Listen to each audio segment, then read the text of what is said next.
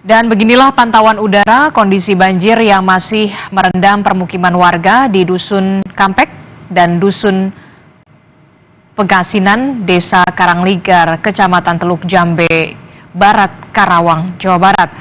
Dari pantauan udara terlihat rumah-rumah warga ini masih terendam air, bahkan beberapa rumah terendam hingga bagian atapnya. Karena kondisi banjir yang masih cukup tinggi, warga masih harus bertahan di posko pengungsian. Untuk wilayah untuk wilayah Desa Karangligar saat ini tercatat lebih dari 1.500 jiwa terdampak dan masih bertahan di pengungsian.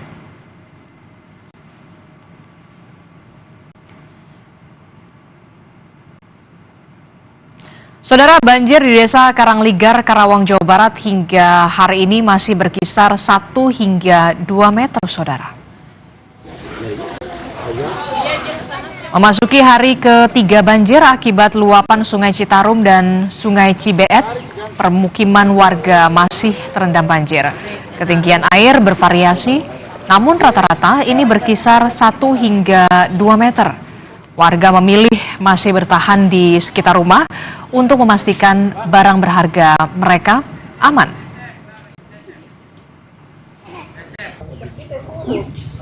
Sekarang tuh udah mulai surut, cuma surutnya ini kan agak lambat ya. Paling semalam saya perhatikan itu 40 cm surutnya itu butuh waktu sekitar 4 jam.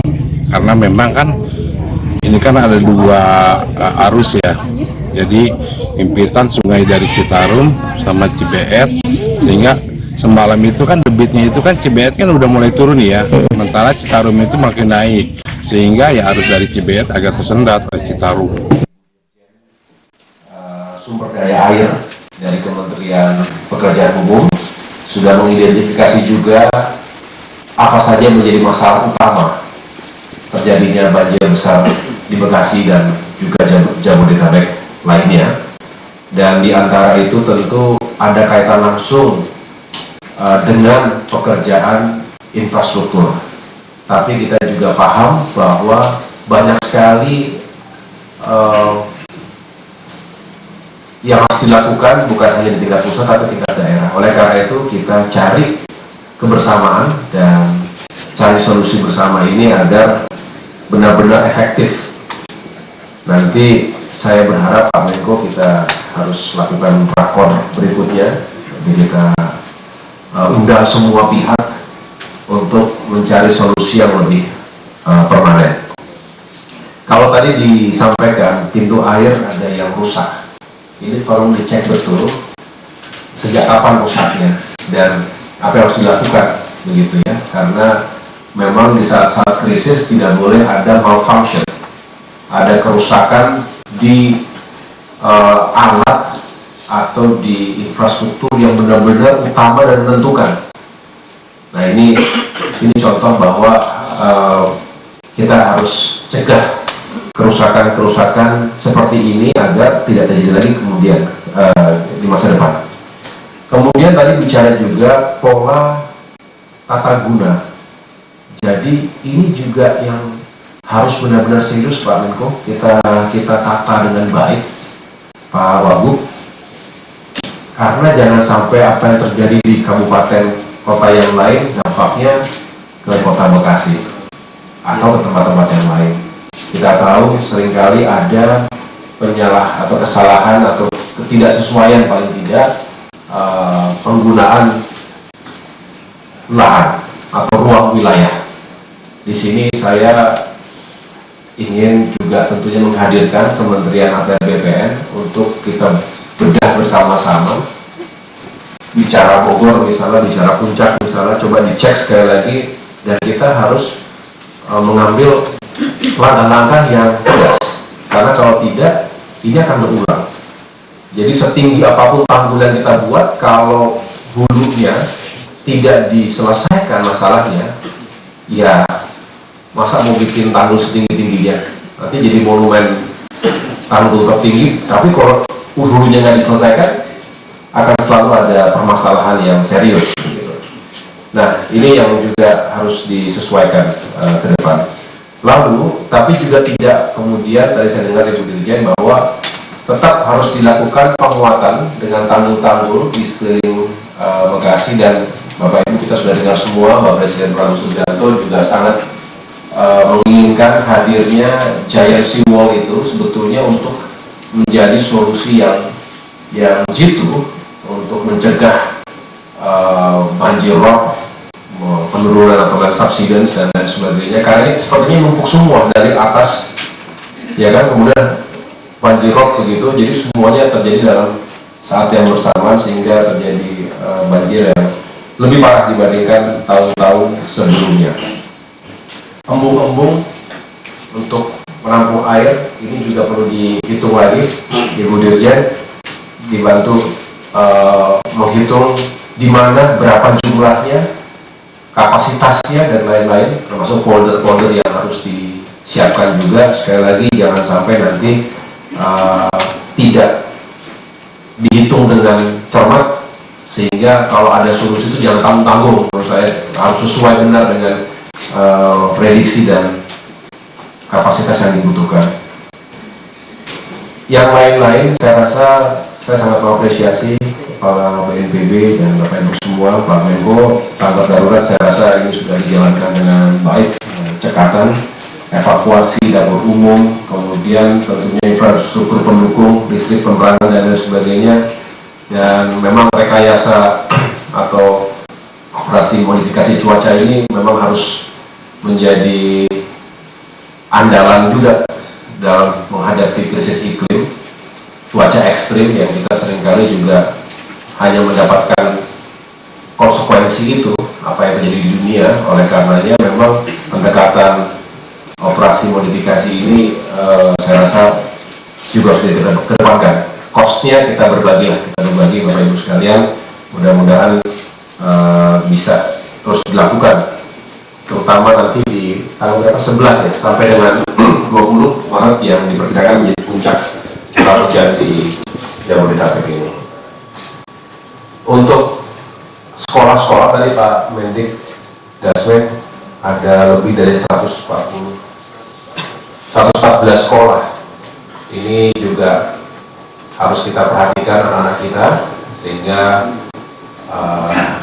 nanti alat-alat kebersihan tadi dibayangkan seperti ya pasti masih berantakan sekali ya, padahal suasananya mau ujian lagi Ramadan begitu. Jadi memang kita harus staff betul, Bapak Ibu staff, dan mudah-mudahan bisa segera dilakukan pembersihan sehingga kotanya kembali beraktivitas lebih normal lagi.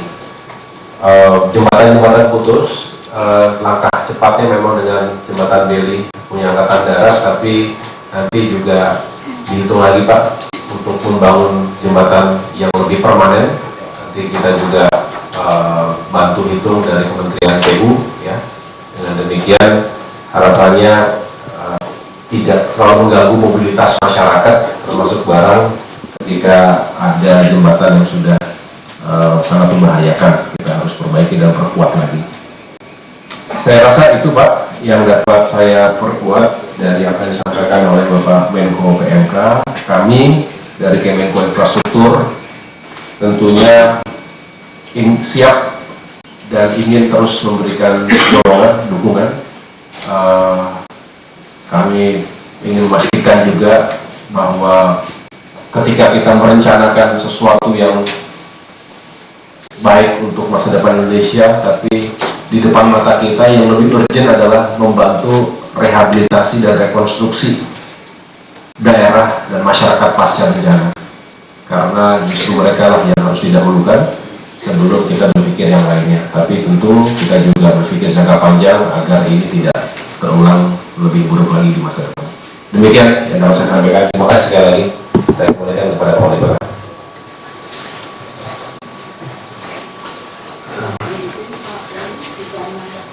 Ya, salam. Terima kasih yang saya hormati Bapak Menteri PMK, Bapak Menteri Koordinator JK, Bapak Menteri Mendikbudristek, Bapak Wakil Gubernur, Pak Wali Kota, dan Wakil Kota, dan seluruh yang hadir tidak bisa kami sebutkan satu persatu. Saya hanya menambahkan apa yang telah disampaikan, bahwa kami bertanggung jawab di teknis ya, dan untuk masalah publik dan sosial ini memang kami mohon bantuannya dari teman-teman Pemda ya, karena mereka memang yang bertanggung jawab untuk masalah teknik masalah sosial maupun publik ya. Yang kita akan lakukan untuk jangka panjang adalah melanjutkan tanggul yang memang belum terselesaikan. Nah, ini memerlukan pembebasan tanah ya. Nah, ini mungkin yang perlu menjadi perhatian, baik untuk yang sistem di Kali Bekasi maupun yang di sistem Ciliwung ya, karena di Ciliwung juga ada beberapa tempat yang memang harus segera pembebasan tanahnya dilakukan, karena desain kami sudah siap Pak, dan ada beberapa sudah ada di DIPA gitu ya.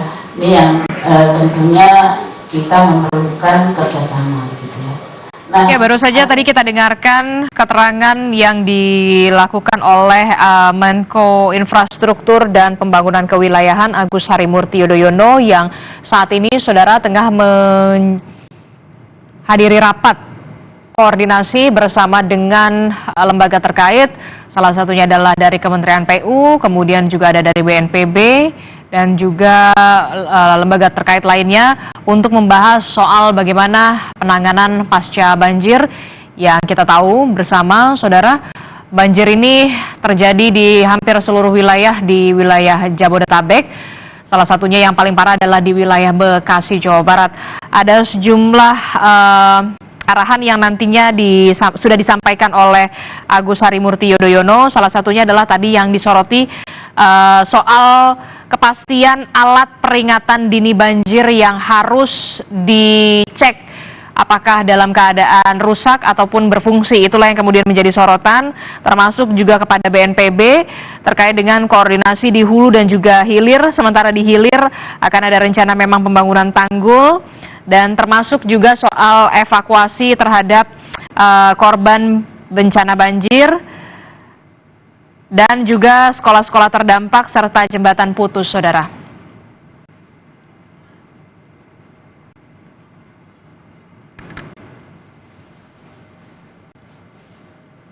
Ini kita sedang melakukan. Silakan duduk. Silakan.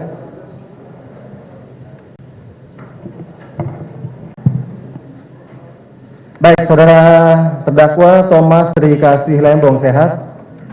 Syukur sehat, Bapak. Jadi perkara saudara hari ini mulai disidangkan. Mohon diperhatikan segala sesuatu yang terjadi di persidangan, ya. Sebelumnya kami periksa dulu identitas saudara.